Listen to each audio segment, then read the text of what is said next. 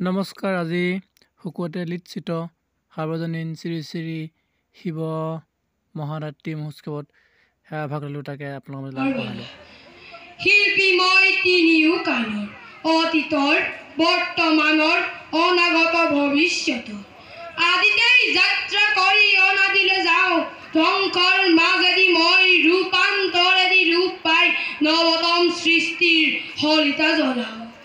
জনতাৰ হৃদয়ত মোৰ গুণোৱালী দেশ, মই পিন্ধো বিশ্ববেশ, নতুন দৃষ্টিৰে চাওঁ সৃষ্টি অনিমেষ।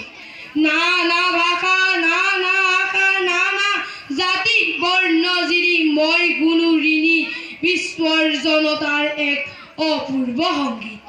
সেই সংগীতৰ প্ৰতিধ্বনি তোলো মোৰ গানে ঘূৰে, সাম্য সমৃদ্ধিৰ সৌন্দৰ্যৰ পাতিবলৈ শান্তিৰ নৱলোক এই পৃথিৱী। ধন্যবাদ।